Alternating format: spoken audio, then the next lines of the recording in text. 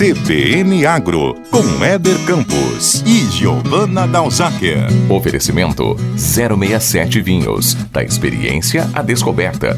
Tudo pelo vinho.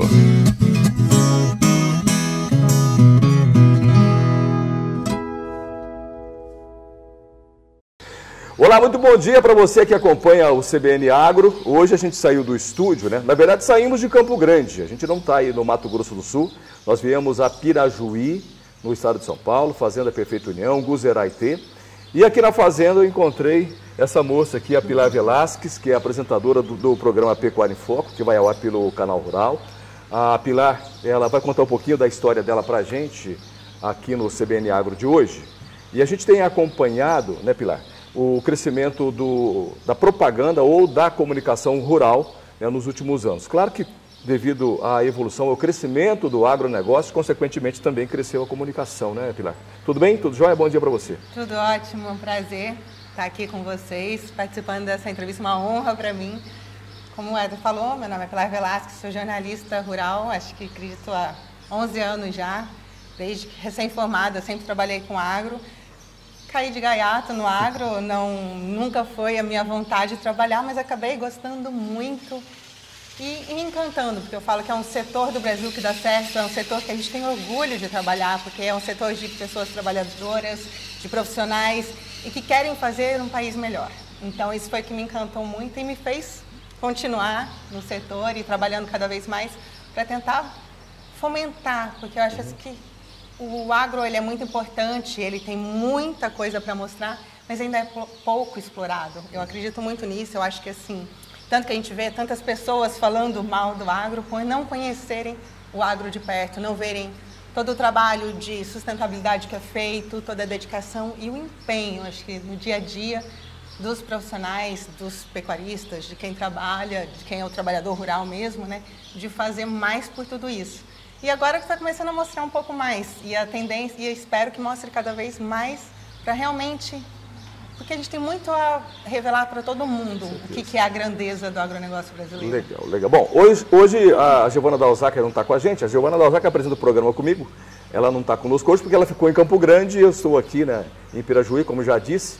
A gente vai fazer um programa bem diferente hoje daquele que a gente está acostumado, que é fazer no estúdio, bater papo no estúdio. E é bom a gente rodar o Brasil mesmo, esse Brasil que produz, porque a gente encontra pessoas como a Pilar, que embora não é pecuarista, embora não é pesquisadora, mas ela também faz parte do agro, como eu também faço parte do agro. E a gente viu que o agro teve um grande avanço, um grande crescimento, e os outros setores acabaram também somando com o agro nesse crescimento. E um desses setores é a comunicação, né, que tem ajudado muito o setor a crescer, a divulgar o setor rural, mostrar como o setor funciona. Que o programa da Pilar faz isso, né? Mostra a pecuária brasileira. Você é jornalista, é isso? Formado em jornalismo? Sou jornalista formada pela Universidade Federal do Mato Grosso do Sul. Você é sul-mato-grossense, não? Sul-mato-grossense, 2009? sou corumbaense. Corumbaense. Então, essa moça de Corumbá está no Brasil inteiro por conta do programa dela que está no Canal Rural. Então você formou em jornalismo e já veio direto para a comunicação rural, foi isso? Eu trabalhei um ano, com estágios em emissoras de jornalismo diário, fiz apresentação do Tempo em emissoras de jornalismo diário e aí, mais recém-formada, trabalhei um ano na assessoria de imprensa da Agência Municipal de Habitação de Campo Grande e aí depois já foi direto do agro e aí desde então já são 11 anos direto, rodando o Brasil. Eu falo assim, o legal disso tudo é que você realmente conhece o Brasil como um todo. A gente já esteve no Amazonas, Pará, Nordeste, Sergipe, Maceió, Maranhão, em vários lugares, e além do sul do país, Paraná, Rio Grande do Sul. Sempre falando de pecuária. Sempre falando de pecuária, então você pode conhecer um pouco do Brasil como um todo e entender melhor como funciona tudo isso, porque a gente fala é muito diferente, até a comida, quando a gente chega, é tudo totalmente diferente. É verdade. Então é legal por essa riqueza cultural que a gente consegue por conhecer pessoas no Brasil inteiro e como funciona um pouquinho cada parte desse imenso Brasil, né? Que é bastante continental, muito grande, né? Pilar, uma das grandes dificuldades que o setor da comunicação rural encontra é a falta de profissionais que entendam bem do setor, que se qualificam para o setor. Eu já tive oportunidade de algumas vezes falar com alunos em formação de jornalismo aqui em Mato Grosso do Sul, né, em faculdades, ou no Mato Grosso do Sul, uma vez que a gente está no estado de São Paulo, falar sobre a oportunidade que tem no setor rural para a comunicação. E boa parte dos alunos em formação não querem setor rural, né? É muito difícil encontrar profissionais qualificados para a nossa área, né? É muito difícil, a gente está até querendo.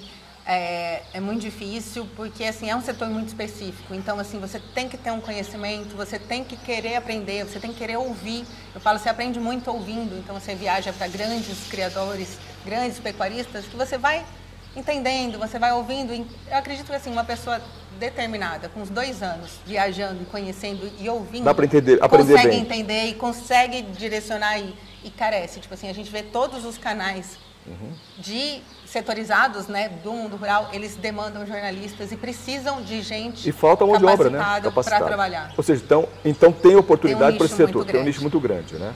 Eu falo assim, eu acho difícil muitas vezes, porque você trabalha no campo, você tem que viajar, você trabalha no sol, mas é gratificante porque você trabalha com pessoas que querem fazer mais, porque dá orgulho de trabalhar. O agro não acontece no local onde você mora, né? Acontece no Brasil todo, né?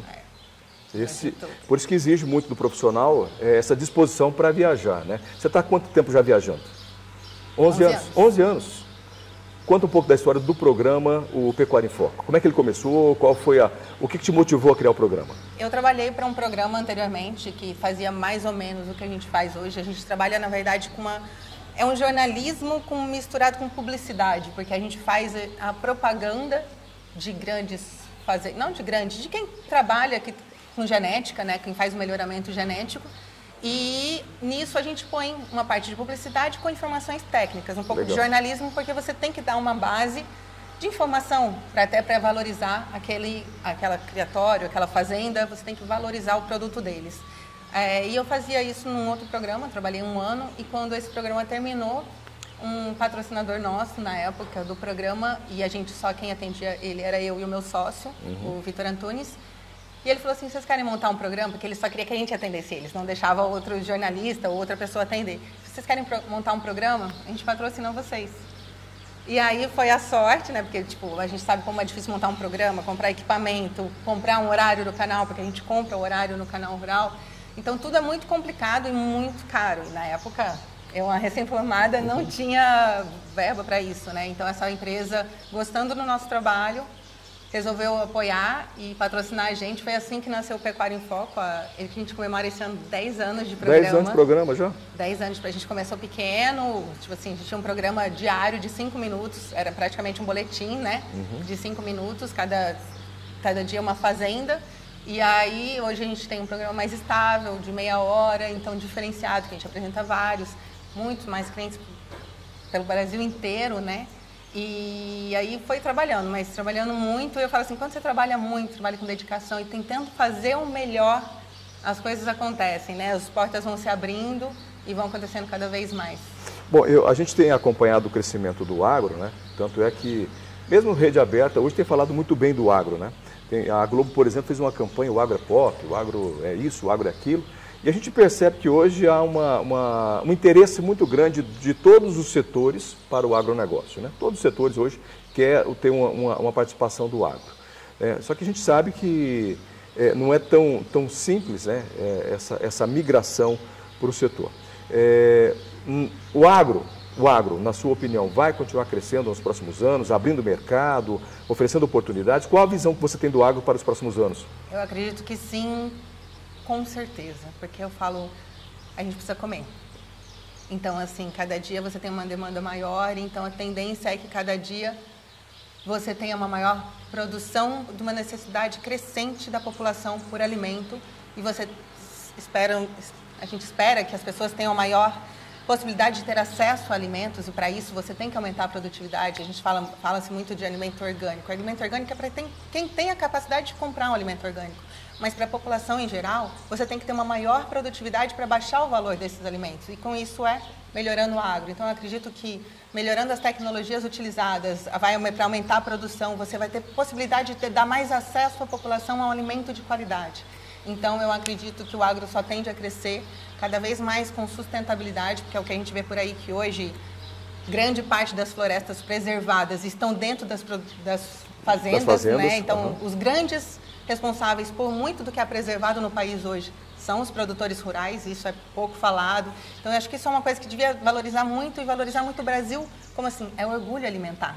A gente alimenta o mundo e, poxa, é um Brasil que dá certo, é um Brasil de gente que trabalha, de gente que trabalha com sustentabilidade e alimenta o mundo. Então, por isso eu acredito muito nesse setor e acredito muito que tende a crescer mais e se a gente começar a falar mais disso, tem de ser mais valorizado pelo mundo todo. Para mim e para você é fácil entendermos isso, né? Porque a gente está sempre no setor, viajando, vendo de perto como funciona o agro. É fácil para a gente entender e saber que o setor rural é conservacionista, é produtor, mas, de modo geral, as pessoas urbanas não têm essa noção. Ainda mais quando temos uma propaganda contrária, né? A gente tem até brincado que todo mundo agora fala de agro. Até a Anitta está falando de agro, né? Até ela está entendendo o agronegócio. Nunca foi na fazenda conhecer e ver realmente, a gente viu aqui, né? Todas as florestas preservadas, as áreas de APP, tudo organizado, tudo certo. Não sai da cidade para conhecer o agro, mas fala do agro, né? E sendo que as cidades são as maiores poluidoras, ninguém vai limpar, eu brinco assim, ninguém vai limpar a Baía de Guanabara, o Rio Tietê, ninguém se preocupa com isso, que está no seu quintal, mas falar do outro é fácil, né? É muito fácil, né? Agora, de modo geral, você acha que a população brasileira entende pouco desse setor, que é o principal setor da economia brasileira? O que falta, até mesmo da nossa parte, para que a gente possa levar mais informações? Eu acho que falta maior comunicação, até por isso do eu gosto setor mesmo. Do setor mesmo. Para com o setor urbano, é isso? Eu acho que falta, o que acontece? O agro sempre se preocupou em fazer. São pessoas que fazem, são pessoas de trabalho. É diferente de... Geralmente quem fala muito é o que faz pouco, né? Então eu acredito que o agro é isso. O agro é de gente de trabalho que está no campo fazendo, trabalhando, querendo fazer cada vez mais pelo país. Eles não estão preocupados em fazer propaganda deles. E aí é o que peca, porque acaba que quem fala mais são os que não fazem, né? Então, a nossa comunicação do setor rural é falha com o setor consumidor, com o público urbano? Acredito que sim. Que... Precisamos melhorar, então, essa comunicação. E não é valorizar... E, assim, foi feita a propaganda da Globo, Agrotop, assim, toda ideia é válida, mas não é valorizar números. Eu acho que é valorizar o trabalho, é valorizar as pessoas por trás disso tudo, que isso é a maior riqueza. Tipo assim... É a que acorda de madrugada porque o bezerro, a vaca está tendo um problema para parir e tem que ir lá ajudar o bezerro. Não tem ano novo, não tem Natal, não tem carnaval, né? É a plantação que se está chovendo, se deu um sol, você tem que colher de manhã, de tarde, de noite, de madrugada, que você vê as colheitadeiras às vezes passando de madrugada. Eu acho que é o valor do trabalho e do investimento de força, de tipo assim, você vê muitos pecuaristas, muitos agricultores, que é o cara que está lá na máquina fazendo e trabalhando. Então, eu acho que é valorizar isso, mais do que os números só existem, porque existem essas pessoas por trás de tudo isso. Você vislumbra um modelo, um jeito de que nós, da comunicação rural, claro que aí também mais o setor produtivo, de fazer uma comunicação mais clara, mais objetiva com o setor urbano, de modo que a gente tenha mais valorização? Você vislumbra um modelo para fazer isso? Como fazer isso? Eu acho que existem várias maneiras, mas assim, é começar a mostrar as histórias. Eu acho que é começar a mostrar as histórias do campo, é começar a mostrar o campo. Tipo assim, mostrar... Uma vez eu estava numa propriedade em Cáceres, no Mato Grosso, e tinham grandes pesquisadores dos Estados Unidos dentro dessa fazenda, e eles estavam encantados, porque assim, as propriedades do Mato Grosso tem uma preservação toda muito grande, uma parte da propriedade era Pantanal, essa parte que era Pantanal não tinha praticamente criação, e sim, 50% quase da fazenda era de área preservada. Aí o pesquisador falou assim, mas como assim, você paga por isso, a fazenda é sua, mas você não pode produzir? Aí ele falou assim, em qualquer lugar do mundo, Europa, Estados Unidos, se o governo quiser preservar, ele que compre a área e preserve. Não é o produtor rural que preserva. Se a área é sua, você faz o que você quiser. É como se cada apartamento de São Paulo tivesse que ter metade de área preservada, né? E que a gente sabe que isso não acontece. Ou cada casa no Rio de Janeiro tivesse que ter metade de área preservada. A gente jamais vão fazer isso, em hipótese alguma. Então, ele fala assim, que não existe isso em lugar nenhum do mundo. Mas aqui no Brasil, ninguém presta atenção, ninguém se sabe. Aí vem um artista falar que o cocô da vaca está no Rio de Janeiro, na praia.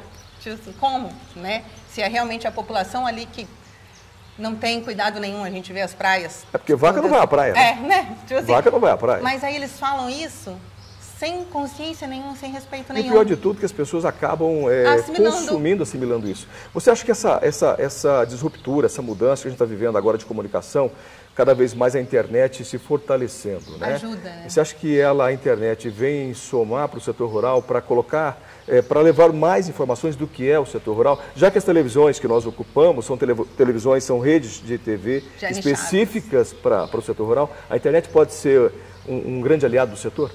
Pode, mas assim, como toda tecnologia, ela pode ser usada para o bem e para o mal. Então, existem pessoas que usam para o mal, como a gente sabe, como a gente viu várias propagandas falando de carbono. A do Bradesco recente agora, que né? A pecuária, sendo que, assim, existem pesquisas da NASA que mostram que pastagem bem adubada sequestra mais carbono que uma floresta, porque por ser uma plantação baixa, ela tem mais capacidade de sequestrar do que as florestas que são fechadas. Então, assim... Como assim vai uma propaganda e usa a internet para fazer uma má propaganda de uma informação errada ainda? Porque a pecuária brasileira é a pastagem, ou seja, a gente tem já o carbono neutro, porque se você está na pastagem, a pastagem capta esse gás. Então ela tem que ser usada, tem que ser mais usada e mais abordada, mas tem que haver algumas profissionalização para que isso seja feito da melhor maneira possível. Legal. Bom, para a gente encerrar aqui o nosso bate-papo, porque ainda hoje eu vou conversar com o Tarcísio Toneto, né, do Guzeraité, Irmãos Toneto, Fazenda Perfeita União, onde a gente está aqui, inclusive, gravando o programa de hoje, para a gente falar da nossa área comunicação, né? Como que, na sua visão, nós, jornalistas do agro, né, podemos contribuir mais para o setor e contribuir também, claro, para a população urbana, de modo que a gente possa levar a informação, né? Você já faz esse trabalho, na verdade, né? Só que você fala especificamente para o produtor. O meu programa aqui na Rádio CBN, eu já tenho um leque um pouco mais aberto. Ocupar rede aberta seria também para a gente, nós do agro, seria importante para a gente manter a comunicação com o público urbano? Seria, acredito que sim, porque é o público urbano que vai... Porque o do agro já sabe, né? O do agro já sabe, até porque ele está na fazenda produzindo tudo isso. Então, acredito que sim, as redes abertas fazem essa diferença. E é isso, é cada vez mostrar mais o que é uma fazenda, o que é uma produção, o trabalho que se envolve. A gente fala de uma produção de uma carne, mas assim, tem todo, é o bezerro que nasce, é antes, assim, tem todo um trabalho, qualquer alimento, qualquer coisa que vai produzir, todo o trabalho que tem por trás, tipo, até eu brinco, eu falo assim, um pecuarista querendo ou não, eu acho que é a única atividade no mundo que você leva pelo menos 1 ano e meio para ter o retorno do seu investimento, porque você tem que a vaca emprenhar, o bezerro nascer, o bezerro desmamar, só então ele se torna alguma coisa. Então, poxa, você investir, demorar 1 ano e meio para ter um retorno, e isso tudo é só trabalho. Então, e sempre trabalhando, claro, com o bem-estar animal, com a sustentabilidade. Por que que ele vive disso? Ele trabalha da criação, então ele tem esse cuidado de ter um melhor animal possível, né? Então, eu acho que assim, é mostrar esse por trás dessa grandeza humana que existe por trás para valorizar cada vez mais o setor, que não é só números. Legal. O seu programa, o Pecuária em Foco, além da televisão, Canal Rural, também está nas mídias sociais, está no YouTube, Instagram, Facebook, está lá também? Quem quiser seguir a gente tem um canal no YouTube, Pecuária em Foco, também temos o Instagram, Pecuária em Foco, e o Facebook. No Instagram do Pecuária em Foco a gente mostra um pouco dos bastidores de gravação, onde a gente está, o que acontece. Confesso que queria apresentar mais, mas pela correria às vezes não consigo movimentar tanto. E no YouTube, todas as nossas reportagens que passam dentro do programa ficam no canal do YouTube à disposição. Legal, porque, quem quer assistir. Porque às vezes as pessoas que estão nos acompanhando não têm a NET, né, que é onde está, ou outros canais por assinatura, nem a parabólica, mas tem as ferramentas digitais que podem acompanhar o programa Pecuária em Foco, apresentado pela Pilar Velasquez, né? Tamo junto? Sempre, claro. Juntos pelo agro. Com certeza, é um prazer. Obrigada pela abertura aqui, uma honra poder fazer parte. Legal, tá aí a Pilar Velasquez também aqui no CBN Agro. A gente vai para intervalo comercial. Depois do intervalo, vou bater um papo com o Tarcísio Toneto. E aí, quando nós falamos em Irmãos Toneto, falamos da raça Guzerá. Já trago mais informações para você, tá bom? Fica ligado aí. Legal, voltando com o CBN Agro deste sábado, eu havia dito no bloco anterior, depois que nós conversamos com a Pilar Velasquez, do programa Pecuária em Foco, que eu iria conversar com o Tarcísio Toneto, Guzeraité, Irmãos Toneto, Fazenda Perfeita União, aqui em Pirajuí, São Paulo. A gente está aqui, veio visitar a fazenda, via de perto como funciona a pecuária. E a gente quer conversar justamente com o pecuarista, com o produtor, até mesmo para a gente levar para os outros produtores, né, aquilo que está sendo feito e está dando certo, né? A pecuária deles aqui baseada no Guzerá, agora Nelore também, né, Tarcísio? Mas é um trabalho de seleção de 55 anos de seleção na raça Guzerá. E se eu não me engano, se eu não estiver enganado, hoje, atualmente, o maior criatório de Guzerá geneticamente, que mantém a tradição da criação, acho que hoje no Brasil praticamente são vocês, né? Que tem assim uma participação mais efetiva, né, Tarcísio? Tudo bem? Bom dia a todos, né? É um prazer mais uma vez estar aqui falando com você, Éder. Isso daí de ser o maior, não, eu acho que nós somos assim, um dos maiores precursores de tentar sempre colocar tecnologia dentro da pecuária.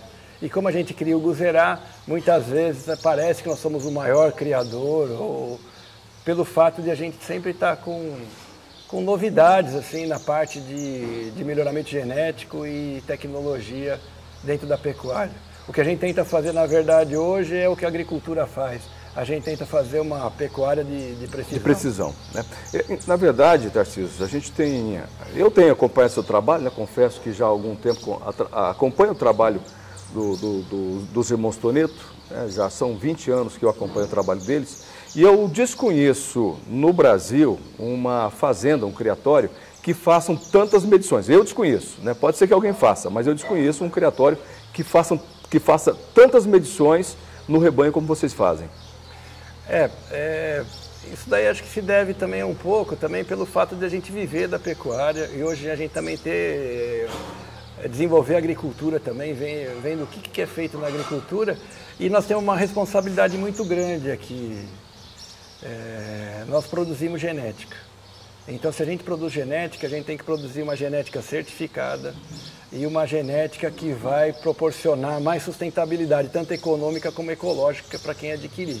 Então, por isso, sempre essa busca das medições, essa busca de fazer parcerias com instituições de pesquisa, também com instituições que vão gerar esses dados que a gente fornece em avaliação genética para chegar lá no criador e dar resultado porteira dentro de quem consumir essa genética. Então é isso. Então toda essa busca aí por medir, é que a gente vive disso e quanto mais a gente trabalha, mais a gente acha que tem que medir para a gente saber o que está acontecendo e multiplicar o que vai ter progresso, o que vai ser mais eficiente. Para ter eficiência, nós temos que multiplicar o que é eficiente e descartar aquilo que é menos eficiente ou é ineficiente. Como você consegue fazer isso? Medindo e tendo qualidade dessa informação. Tarcísio, a gente tem visto que a pecuária e a agricultura, ela tem crescido muito, claro que no Brasil, mas dentro do setor, a gente tem visto que grandes grupos têm entrado no setor, né? E quem efetivamente vive do negócio, como vocês vivem, tem tido aí as margens bastante apertadas, porque vocês dependem exclusivamente deste negócio, né? Quando você tem um grande grupo que não depende só deste negócio, é fácil ele estar fazendo remanejamento de capital para poder manter o negócio, tira daqui, põe ali, mas no caso de vocês, não. A pergunta é, a pecuária de hoje, ela é rentável? Ou se ela não é, como pode ser rentável hoje? Qual é a conta que deve ser feita? Bom, eu vou começar discordando um pouco daquilo lá que um grande grupo hoje investe em pecuária e se ele não tiver uma boa rentabilidade, ele vai continuar tirando dinheiro de outro lugar e pondo. Isso é momentâneo. Vai chegar uma hora que eles vão pegar e vão mudar. Ninguém tem oportunidade de botar uma coisa que ganha bastante e vai continuar um negócio que ganha pouco. Isso daí vai ter prazo curto. Na verdade, a pecuária, muitas vezes, ela está sendo desenvolvida onde outras atividades agrícolas não podem ser desenvolvidas ou não tem vocação para isso. Hoje, a pecuária está sendo empurrada em eficiência, em tecnologia. Hoje, o pecuarista está procurando muito isso porque, na verdade, nós estamos sendo empurrados pela agricultura. Então, o que vai acontecer? Se a gente continuar dessa forma, a pecuária vai ficar nas piores terras, onde chove menos, e isso já está acontecendo. Agora, existe hoje tecnologias e existem hoje gestão que, na verdade, na prática estão dando resultado.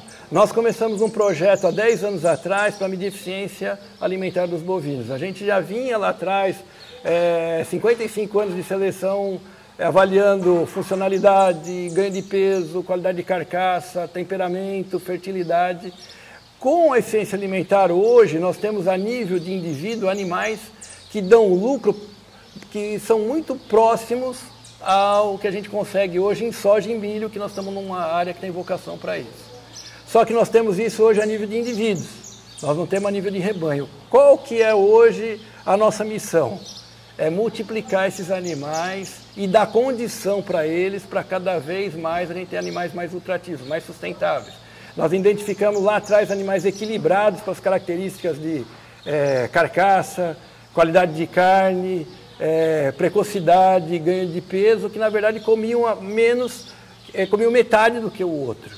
Quer dizer, aqueles animais, nós identificamos animais que davam muito lucro e animais que davam prejuízo. O que a gente vem fazendo nesses últimos 10 anos? Multiplicando esses animais que dão alto lucro e eliminando aqueles que dão prejuízo. São animais que vão comer menos e vão produzir mais. O que é isso? Lucratividade, a sustentabilidade econômica e ambiental. Agora, toda vez que a gente fala também em selecionar animais, não adianta nada você selecionar animais e deixar lá um pasto lá de 20 anos sem fazer uma calagem, sem corrigir fósforo, potássio, nitrogênio. Então, hoje, o pecuarista, ele também tem que ser agropecuarista. Ele vai ter que produzir com eficiência comida dentro da sua propriedade para o boi. E, ao mesmo tempo, ele vai ter que ter uma genética que aproveita melhor toda essa produção de alimentos. É isso que a gente procura fazer aqui hoje. É sustentabilidade da pecuária. Hoje a gente faz aqui integração, lavoura-pecuária, mas a gente faz uma agricultura voltada para produzir carne para os animais. Hoje aqui nós estamos trabalhando em 311 hectares, nós temos 1.200 animais dentro da propriedade.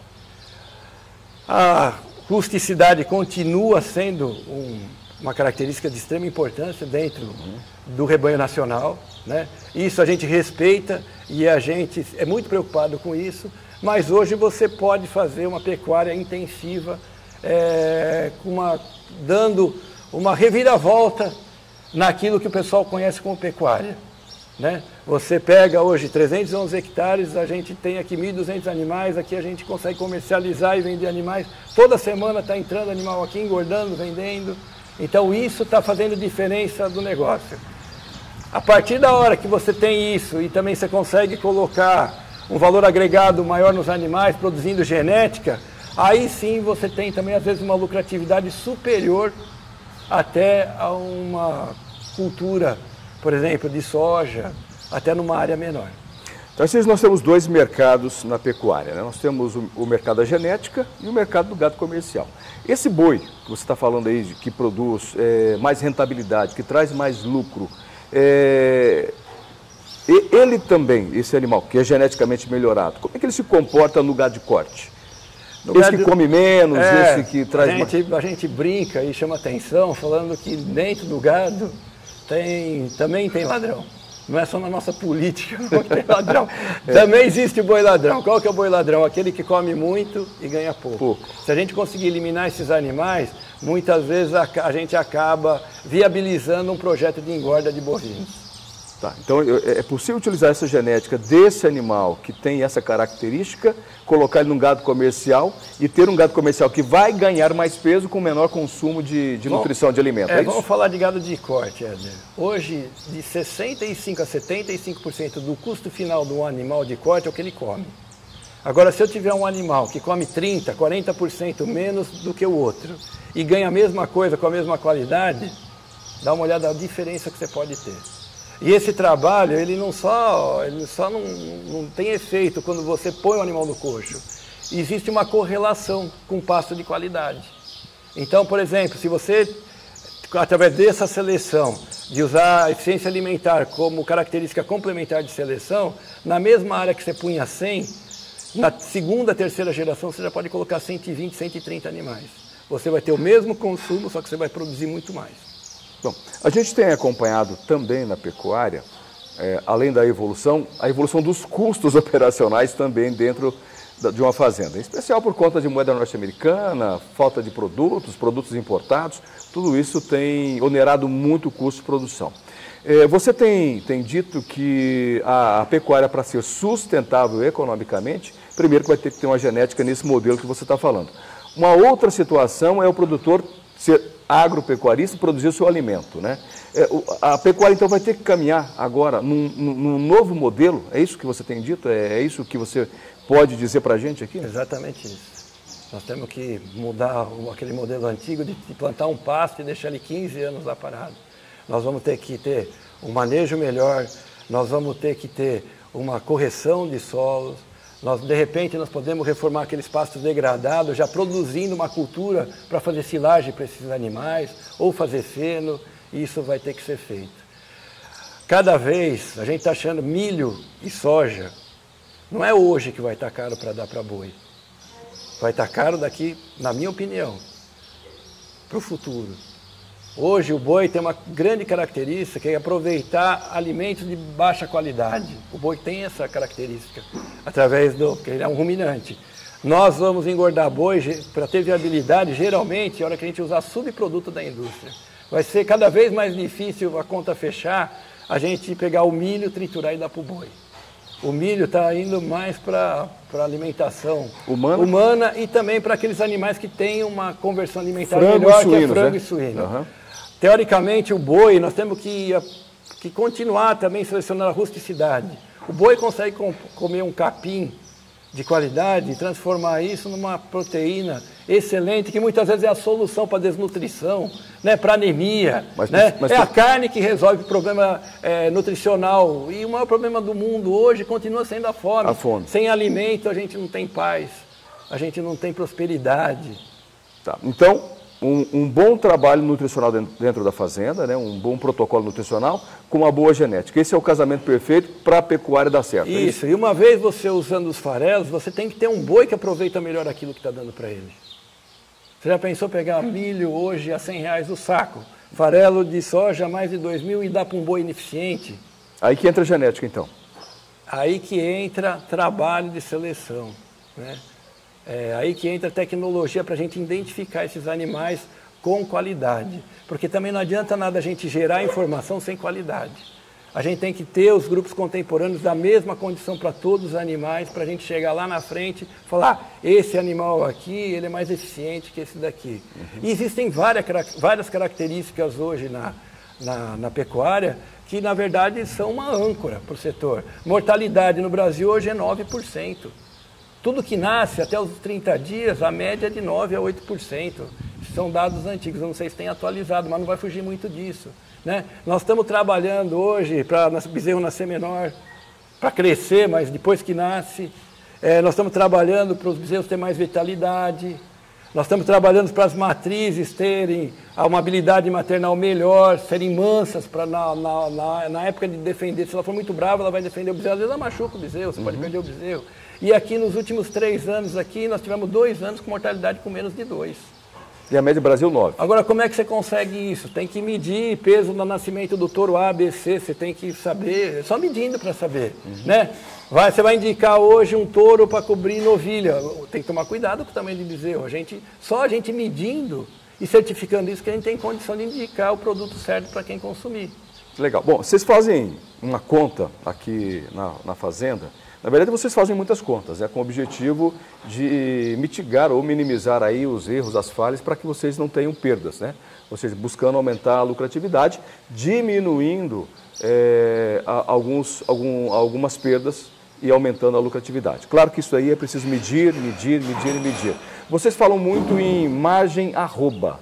Dá para explicar para a gente o que é o margem arroba e como que isso está ligado à lucratividade na pecuária? A eficiência alimentar é um negócio um pouquinho complicado de entender, tanto é que o índice a gente faz pelo CAR, que é consumo alimentar residual, e os animais bons é negativo. Então, para entender isso é um pouquinho meio complicado. E nós sempre se preocupamos aqui em transmitir uma linguagem simples e objetiva para o pecuarista que é parceiro que vai adquirir nossa genética. O margem arroba nada mais é do que um índice econômico e ele te dá com precisão o que o animal deu de lucro ou prejuízo quando ele foi desafiado na prova de eficiência alimentar. Então ele fica 70 dias na prova ali, a gente sabe quanto ele consumiu, o que ele ganhou e a qualidade do que ele ganhou. Nós temos os custos operacionais, custos administrativos e o custo exato do que ele comeu. Então, o índice objetivo que ele te dá quanto aquele animal deu de lucro nos 70 dias que ele participou da prova. E uma coisa bacana é que esse índice ele é construído em cima de características que pai passa para filho. Então, um animal que saiu da prova, que deu bastante lucro, ele transmite isso para os seus filhos. Então, são características de média alta habilidade. Então, é uma coisa bacana que você vai selecionar hoje. Você vai pegar os animais que têm a melhor margem arroba, você vai comercializar isso e ele vai transmitir para os seus filhos de quem adquirir. Essa métrica, ela pode ser adotada em qualquer fazenda, em qualquer raça ou só no Guzerá? Não, pode ser adotada, é um índice econômico. E como a gente acredita que hoje o grande problema da pecuária hoje é rentabilidade e sustentabilidade, nós adotamos esse índice e não foi feito pelo Tarcísio, pelo Vinícius, foi feito através de um estudo do Roberto Sainz, que é da Universidade da Califórnia, e de toda a equipe da Val Serviços Tecnológicos. Bom, já que o assunto é rentabilidade, como que a raça Guzerá pode ajudar o pecuarista a ter mais rentabilidade? Bom, na verdade, nós não criamos Guzerá para o criador de Guzerá. Nós criamos Guzerá como ferramenta para você poder introduzir a raça em cruzamento dirigido entre raças. Então, o Guzerá, ele é uma raça muito pura, ele tem uma heterose alta, até mesmo com outros zebu. É óbvio que quando é com taurino tem maior. Então, nós trabalhamos uma genética, uma ferramenta para colocar com a raça Nelore, onde você vai ter um macho guzonel que tem uma facilidade maior de acabamento, ele ganha mais peso. Nas nossas medições, isso é em torno de 6% a 8%, mas a grande tacada é a fêmea, que a gente chama de supermãe. A raça Nelore e a Guzerá, elas têm uma complementariedade muito boa.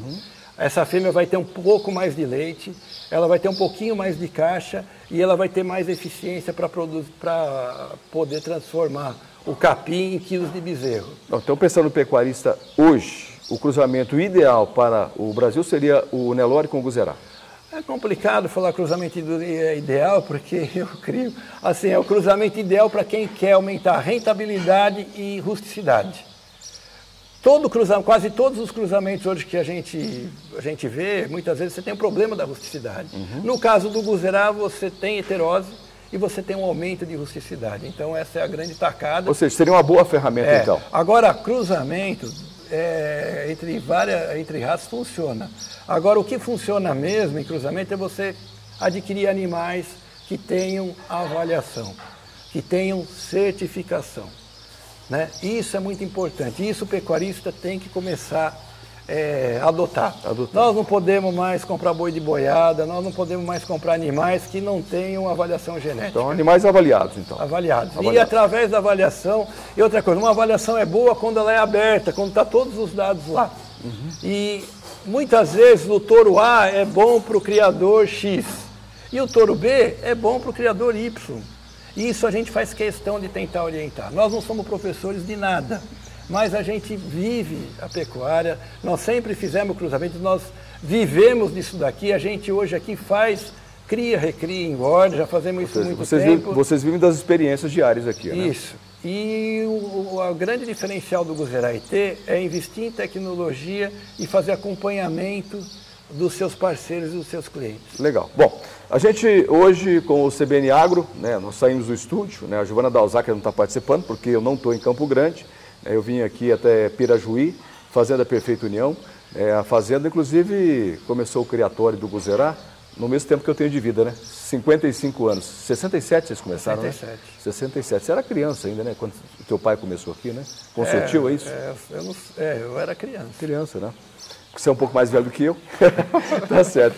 Faz tempo, mas faz tempo, com certeza. Bom, o Tarcísio já esteve conosco numa outra oportunidade aqui no CBN Agro. Como eu vim visitar a fazenda, aproveitei também para fazer esse programa especial com ele, para falar da raça Guzerá, tá certo? Encerrando aqui a nossa entrevista de hoje, nosso CBN Agro, os irmãos Toneto, Guzerá IT, está agendado um leilão para o dia 2 de abril desse ano, é isso, né? Isso. 130 touros, 30 matrizes e 700 animais de corte. Boa parte dos clientes de vocês, Centro-Oeste para cima, né? Cada ano, às vezes, a gente acha que vai comprar mais Centro-Oeste, mas é bem pulverizado. Hoje, a transmissão hoje facilita isso. Nós estamos hoje em Pirajuí, né? Vocês que estão escutando, Vocês podem vir aqui, nós estamos em Pirajuí, na margem da rodovia Marechal Rondon, mas também vai ser transmitido também pelo Lance Rural. Lance Rural, pela internet, né? E vai ser um prazer aqui receber e também, se puder, eu queria deixar nosso site aqui. Claro que pode. www.guzerait.com.br. Ali vocês vão ter mais informações e a gente está à disposição também para poder falar um pouco sobre o nosso trabalho e, se possível aqui, quem sabe você também não vai ser um parceiro do Guzerait. Legal, eu fico ligado dia 2 de abril, leilão Guzerait, Irmãos Cordeiro, transmissão do Lance Rural. Valeu? Obrigado, Tarcísio. Eu que agradeço. Obrigado. Bom, o Seminário de hoje vai ficando por aqui. E o Paulo Cruz, que está sempre viajando. Paulão, hoje eu também fiz igual você. Estou rodando o Brasil que produz, hein? Abraço a todos, até a semana que vem. CBN Agro, com Éder Campos e Giovana Dalzacher. Oferecimento 067 Vinhos. Da experiência à descoberta. Tudo pelo vinho.